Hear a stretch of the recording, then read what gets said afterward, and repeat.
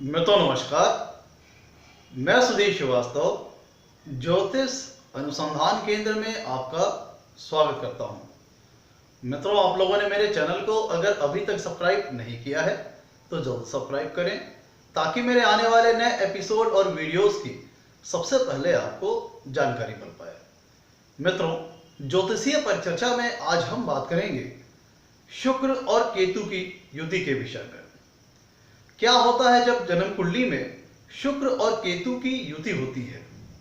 क्या परिणाम मिलता है जब जन्म कुंडली में शुक्र और केतु की युति पाई जाती है? तो मित्रों, शुक्र जो होता है वो हमारी कुंडली में सुखों का, वैभव का,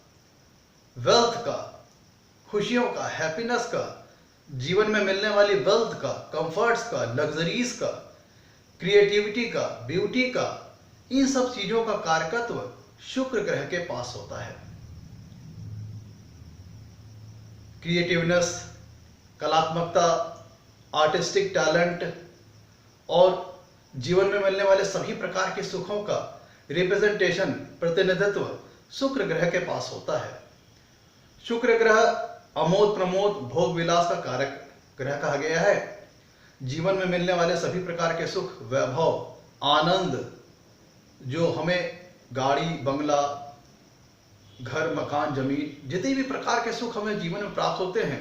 उन सभी सब का जो नैसर्गिक कारकत्व है वो शुक्र ग्रह के पास होता है। और दूसरी तरफ अगर हम केतु ग्रह की बात करते हैं तो जो केतु होता है वह स्वभाव से पृथकात्मक, सेग्रीगेटिव, सेपरेटिव और डिसएसोसिएशन, डिसअटैचमेंट और डिससेटिस्फैक्शन रखने वाला ग्रह। मतलब एक ऐसा ग्रह कि जो कि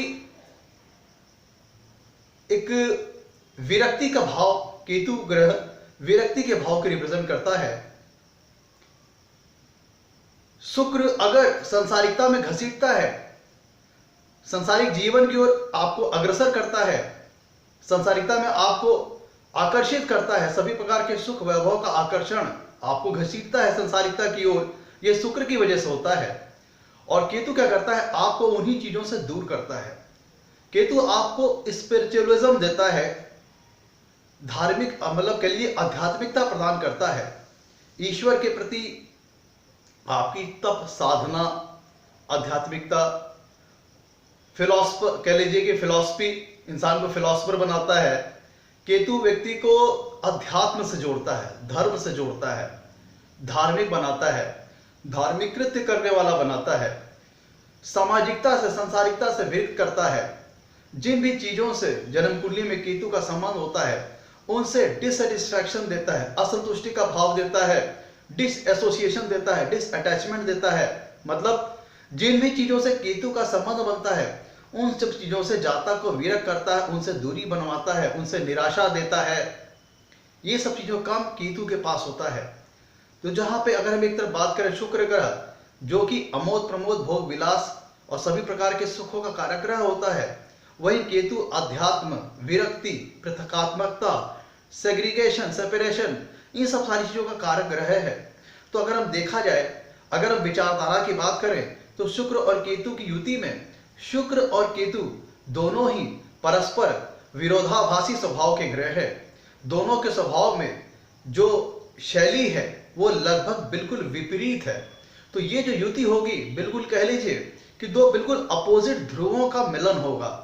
तो होता क्या है, यहाँ पे जो दो ग्रह शामिल हो रहे हैं इस युति में, शुक्र और केतु, दोनों ही बिल्कुल विपरीत स्वभाव के ग्रह हैं, दोनों ही बिल्कुल अपोजिट स्वभाव के ग्रह हैं। तो होगा क्या, ये युति बिल्कुल से आप समझ लीजिए कि बेमेल टाइप की होगी। वो मैं ऐसा इसलिए कह रहा हूं कि शुक्र आपको संसारिकता की ओर घसीटता है और केतु आपको संसारिकता से दूर करके आध्यात्मिक की ओर ले जाता है, धर्म और ईश्वर से आपका संबंध बनाता है, धर्म और आध्यात्मिकता से आपको जोड़ता है। शुक्र आपको प्रैक्टिकल लाइफ में लाता है और केतु आपको स्पिरिचुअल लाइफ में ले जाता है। तो शुक्र और केतु की युति जब कभी भी जन्म कुंडली में होती है तो ऐसा व्यक्ति क्या होता है कि जीवन में सुख और वैभव तो उसके पास कई बार तो होता है कि होते ही नहीं, और कई बार होता है तो उनसे जातक को संतोष नहीं रहता है, डिससेटिस्फाई रहता है। मतलब कि किसी भी प्रकार का सुख, कितना भी सुख उसके पास भरा पड़ा हो, लेकिन जातक उससे संतुष्ट नहीं रहता। मित्रों, जन्म कुंडली में शुक्र, अगर हम काल पुरुष की बात करते हैं, काल पुरुष की कुंडली की बात करें, तो उसमें शुक्र को कुंडली के दूसरे भाव का और 7वें भाव का स्वामित्व प्राप्त है। ध्यान दीजिएगा, काल पुरुष की कुंडली की अगर हम बात करते हैं तो उसमें शुक्र को दूसरे भाव का और 7वें भाव का स्वामित्व प्राप्त है। दूसरा भाव होता है वेल्थ का और 7वां भाव होता है मैरिज लाइफ का, मैरिटल लाइफ का। तो अगर हम काल पुरुष की कुंडली की बात करें तो वहां पे 2 भाव, महत्वपूर्ण भाव, दूसरा भाव और 7वां भाव का स्वामित्व शुक्र ग्रह के पास हो गया। और अगर हम नैसर्गिक जन्म कुंडली की बात करें तो उसमें उस कुंडली में चौथे भाव का और 7वें भाव का जो कारक ग्रह कहा गया वो शुक्र को कहा गया है। ध्यान दीजिएगा, कालपुरुष की कुंडली में जो 2 महत्वपूर्ण भाव हो गए, वेल्थ के दूसरा भाव, 7वां भाव जो कि मैरिटल लाइफ का है, वो उनका जो भाव, जो स्वामित्व ग्रह है वो हो गया शुक्र। और जो नैसर्गिक जो हमारी कुंडली होती है उसमें चौथे भाव का और 7वें भाव का कारक ग्रह शुक्र होता है। चौथा भाव होता है सुख का, हैप्पीनेस का, घर, बंगला, मकान, गाड़ी, जीवन में मिलने वाले सभी प्रकार के सुख, ऑर्नामेंट्स, वेल्थ, ज्वेलरीज, इन सब सारी चीजों का कारक रिप्रेजेंटेशन शुक्र ग्रह के पास होता है। मैरिटल लाइफ का, लाइफ पार्टनर्स का, मैरिटल हैप्पीनेस का और मैरिटल सेक्सुअल एंजॉयमेंट का, जो विवाह में जो आनंद प्राप्त होता है, वैवाहिक जीवन में जो आनंद प्राप्त होता है, उन सब चीजों का प्रतिनिधित्व, कारकत्व शुक्र ग्रह के पास होता है। और केतु क्या करता है, मैंने आपको बताया जो केतु का नेचुरल नेचर है डिस एसोसिएशन, डिसअटैचमेंट। तो जब कभी भी जन्म कुंडली में शुक्र और केतु ग्रह की युति होती है तो जातक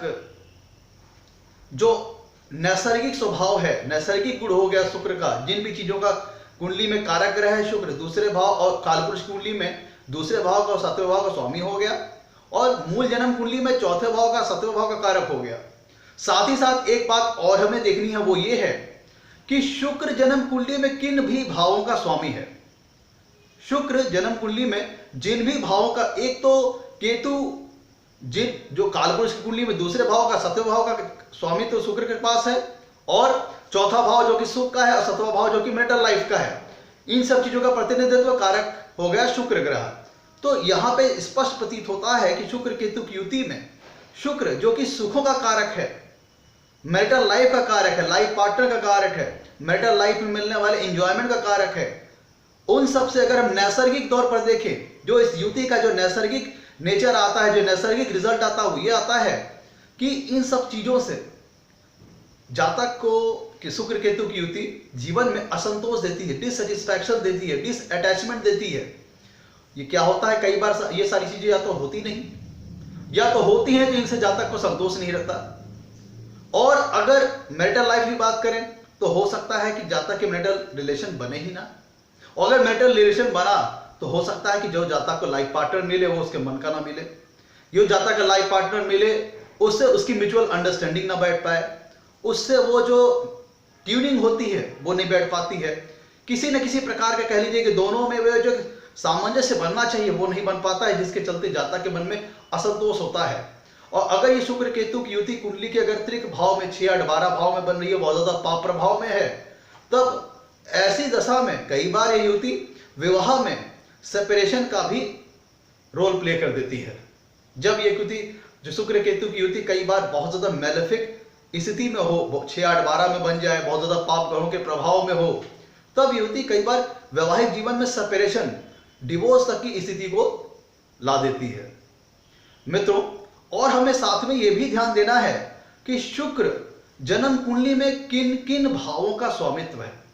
जन्म कुंडली में जिस भी कुंडली में हम शुक्र केतु की युति के बारे में विचार करते हैं उसमें हमें यह देखना होगा उस जन्म कुंडली में शुक्र ग्रह के पास किन किन भावों का स्वामित्व है। तो जिन जिन भावों का स्वामित्व होगा, नेचुरली अगर हम देखें, नैसर्गिक तौर पर देखें, तो वह जीवन में मिलने वाले सुखों से जातक को असंतोष, डिसअटैचमेंट करेगा, डिससेटिस्फैक्शन देगा, और मैरिटल लाइफ में भी डिसअटैचमेंट देगा, डिससेटिस्फैक्शन देगा, लाइफ पार्टनर से डिससेटिस्फैक्शन देगा। ये तो उसका नैसर्गिक नेचर हो गया, नेचुरल नेचर हो गया। साथ में ये भी होगा कि शुक्र केतु की युति जब अगर जन्म कुंडली में बन रही है तो उस दशा में शुक्र जन्म कुंडली में जिन जिन भावों का स्वामी होगा, उन भी चीजों से शुक्र जिन जिन भावों का स्वामी तो होगा, जिन जिन भावों का स्वामी होगा जन्म कुंडली में, उन उन चीजों से भी केतु उससे डिसअटैच करेगा, मतलब उससे पृथक करने की कोशिश करेगा, या उन चीजों से उसे निराश कर देगा, या वो चीजें उसके पास होंगी लेकिन उससे किसी न किसी कारणवश जहां तक संतुष्ट नहीं होगा, असंतुष्ट, वो उससे संतोष की भावना उसके मन में नहीं होगी, या किन्हीं कारणवश उन चीजों से जहां तक जीवन में खुश नहीं होगा। और साथ में ये भी हमें शुक्र केतु की जब युति बनती है जन्म कुंडली में, तो साथ में ये भी देना होगा कि शुक्र केतु की जो युति होगी उसका रिजल्ट इस बात पर भी निर्भर करेगा कि शुक्र केतु की युति कुंडली के किस भाव में बन रही है, किस राशि में बन रही है।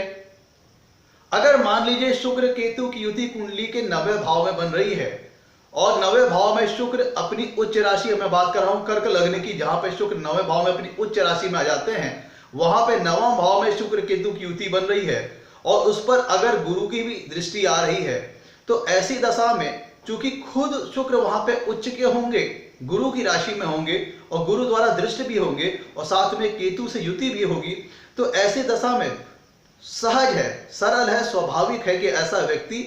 स्पिरिचुअलिटी की ओर, आध्यात्मिकता की ओर आसानी से मुड़ जाए। क्यों? क्योंकि 9वां भाव होता है धर्म का, भाग्य का और ईश्वर का। और अगर ऐसी दशा में शुक्र और केतु की युति कुंडली के 9वां भाव या 8वां भाव में बनती है और शुक्र वहां पे अपनी उच्च राशि में है, या मान लीजिए किसी भी राशि में या उच्च राशि में, और गुरु द्वारा दृष्ट है, तो ऐसी दशा में सरल और सहज और स्वाभाविक है कि जहां तक आध्यात्मिकता की ओर मुड़ जाए, क्योंकि केतु आध्यात्मिकता की ओर ले जाता है और 8वां भाव अकल्ट साइंस का है, अकल्ट स्टडीज का है, और 9वां भाव स्पिरिचुअलिटी का ऑलरेडी है, ईश्वर का स्थान है, धार्मिकता का स्थान है, आध्यात्मिकता का स्थान है। तो अगर 8वां भाव, 9वां भाव या फिर 12वें भाव में शुक्र केतु की युति बनती है, शुभ ग्रहों द्वारा दृष्ट होती है या फिर नवमेश से दृष्ट होती है, तो फिर ऐसी दशा में जातक का स्पिरिचुअलिटी की ओर चले जाना सहज ही स्वाभाविक है। मित्रों, शुक्र केतु की युति कुंडली में अगर बनती है तो होता क्या है, ऐसा व्यक्ति अगर जीवन में जब अपने को रिलेशनशिप में ले जाता है तो कुछ ऐसे सर्कमस्टेंसेस हो जाते हैं कि जातक को जो लाइफ पार्टनर मिलता है उसके मन का नहीं मिलता है, या उसे उसकी म्यूचुअल अंडरस्टैंडिंग नहीं बन पाती है, या फिर उस रिलेशनशिप में झगड़े हो जाते हैं, तनाव हो जाते हैं, जिसके चलते जातक के मन में असंतोष आ जाता है, डिससेटिस्फैक्शन की भावना जाती है, जिसके चलते जातक अपने जीवन में वैवाहिक जीवन से खुश नहीं रहता है। कई बार तो अगर उस पर शुक्र शुभ ग्रहों का प्रभाव है तो कई बार तो जातक असंतोष मन में रहते हुए भी जीवन काट ले जाता है, लेकिन कई बार अगर इनके ऊपर पाप ग्रहों का प्रभाव बहुत ज्यादा है या फिर शुक्र केतु की युति कुंडली के अशुभ भावों में बन रही है, तब ऐसी स्थिति में डाइवोर्स तक होते हुए देखे गए हैं। तो अगर हम इसे नेचुरली समझें तो शुक्र भौतिकता का ग्रह है, प्रैक्टिकल लाइफ का ग्रह है, प्रैक्टिकलिटी की ओर ले जाता है, संसारिकता की ओर घसीटता है, जीवन में लव, रिलेशनशिप्स, कह लीजिए कि ग्लैमर, जीवन में मिलने वाली खुशियां, लव, रोमांस, सभी प्रकार के सुख, इन सब चीजों की ओर शुक्र घसीटता है और केतु इन्हीं सब चीजों की ओर से उसे डिटैच करता है और कई हाथ में निराशा हाथ में दे करके, फेलियर हाथ में दे करके उसे आध्यात्मिकता की ओर टर्न करता है। तो होता क्या है, शुक्र केतु युति वाले रिलेशनशिप तो कर लेते हैं लेकिन मनमाफिक पार्टनर नहीं मिलता है, तो मन में असंतोष रहता है, तो पता चला एक रिलेशनशिप ब्रेक हो गया, फिर दूसरे रिलेशनशिप में गए, चूंकि शुक्र उन्हें संसारिकता की ओर घसीटता है तो दूसरा रिलेशनशिप मिल भी जाता है, तो उसमें फिर उन्होंने एंट्रेंस लिया, तो फिर वही स्थिति है, रिलेशन चला, अगर असंतोष का भावना आई तो फिर पता चला वो रिलेशनशिप ब्रेक हो गया। तो शुक्र केतु की युति करती क्या है, कई बार आपके मल्टीपल रिलेशंस तक बनवा देती है। शुक्र केतु की युति करती है, अगर कई बार आपकी जन्म कुंडली में अगर शुक्र केतु की युति पाई गई तो वो मल्टीपल रिलेशंस तक भी बनवा देती है। मित्रों, शुक्र केतु की युति अगर जन्म कुंडली में होती है तो आप ऐसा समझ लीजिए, शुक्र केतु की अगर जन्म कुंडली में आपकी युति पाई गई तो उसमें कई बार तो ऐसा भी होता है कि जातक रिलेशंस कई बार तो क्रिएट ही नहीं करता, रिलेशनशिप में जाता ही नहीं है, उसकी रिलेशनशिप में एंट्री करने का मन ही नहीं करता, परिवार के दबाववश, किसी न किसी प्रेशर के बाद जबरदस्ती वो शादी कर लेता है, लेकिन वो लाइफ पार्टनर से वो कंपेटेबिलिटी नहीं से कर पाता, लाइफ पार्टनर से वो ट्यूनिंग नहीं बैठा पाता, जिसके चलते उसके रिलेशनशिप्स में वो या तो निराशा आ जाती है, डिसअपॉइंटमेंट आ जाती है, और अगर जातक अनकम्प्रोमाइजिंग हुआ तो वो इस रिलेशनशिप को ब्रेक भी कर देता है और वो रिलेशनशिप बैक हो जाता है। और अगर जातक ग्लैमरस है, जातक लाइमलाइट पे रहने वाला है, लव अफेयर्स, लव रिलेशनशिप का काफी इंटरेस्ट है, तो जातक एक रिलेशनशिप में गया और वहां पे उसमें वो बात नहीं बनी तो उसने उसको ब्रेकअप करके दूसरे रिलेशन को स्थापित किया। अगर वहां पे बात नहीं बनी तो ब्रेकअप करके वो आगे बढ़ता गया। और लेकिन जब उसके कई रिलेशन ब्रेक हो जाते हैं तो जातक मन में निराशा आने लगती है, जातक अपने आप को पृथक महसूस करने लगता है, अपने आप को सेग्रीगेट महसूस करने लगता है, और धीरे धीरे ये निराशा उसे आध्यात्मिकता की ओर टर्न कर ले जाती है और ईश्वर के प्रति आस्था उसकी मजबूत होती जाती है और वो धीरे धीरे आध्यात्मिकता की ओर टर्न होने लगता है। तो कहने का मतलब मोटा मोटा शुक्र केतु की युति करती क्या है, तो अब शुक्र केतु की युति जो उसका नैसर्गिक गुण हो गया वो ये हो गया, जो उसका नेचुरल नेचर है कि जातों को सुखों से विरक्त करेगी, डिसअटैच करेगी, डिसोसिएट करेगी, डिससेटिस्फाई करेगी। दूसरा, शुक्र जन्म कुंडली में जिन जिन भावों का स्वामी होगा उन चीजों से भी ये युति अगर कुंडली में बनती है तो जातक को असंतोष देगी, असंतुष्टि देगी। जिस भाव में बन रही है शुक्र और केतु की युति जन्म कुंडली में, जिस भी भाव में बन रही है उस भाव से संबंधित जिन भी चीजों का विचार किया जाता है उन सब चीजों से या तो जातक को दूर करेगी, यह होती उन चीजों से जातक को दूर करेगी, या उन चीजों से जातक के मन में असंतोष देगी, या फिर वो चीजें जातक के पास होंगी लेकिन उससे जातक खुश नहीं होगा। तो कुल मिलाकर के जीवन में शुक्र केतु की युति का होना मतलब ये नहीं होता है कि आपके जीवन में धन वैभव नहीं होगा। धन वैभव हो सकता है, बिल्कुल आ सकता है, रिलेशनशिप भी हो सकते हैं, लेकिन ये दर्शाता है कि उससे आपके प्रति मन में असंतोष रहेगा, खुशियां नहीं रहेगी, निराशा आ सकती है। और अगर बहुत ज्यादा पाप प्रभाव में हुआ, कुंडली के 6, 8, 12 भाव में हुआ, या फिर शुक्र अपनी नीच राशि में हुए, या फिर केतु बहुत बलवान हो गए, तो उस दशा में यह युति आपको जीवन में निराशा दे सकती है और उस भाव से संबंधित जिन चीजों का विचार किया जाता है आपको उन चीजों से डिसअटैच कर सकती है, डिसएसोसिएट कर सकती है, डिससेटिस्फाई कर सकती है। मित्रों, ये था हमारा शुक्र केतु के ऊपर आज का शुक्र केतु की युति के रिजल्ट के ऊपर आज का एपिसोड। हम ऐसे ही एक एक करके एपिसोड आपके सामने लाते रहेंगे। आपको मेरा अगर एपिसोड पसंद आया हो तो इसे लाइक और सब्सक्राइब करें, लाइक करें, चैनल को सब्सक्राइब करें। मित्रों, आपके लाइक्स और सब्सक्रिप्शन हमें मोटिवेशन प्रदान करते हैं ताकि हम आगे चल करके और अच्छे वीडियो बना सकें और आपके सामने प्रस्तुत कर सकें। आज के लिए इतना ही मित्रों, धन्यवाद।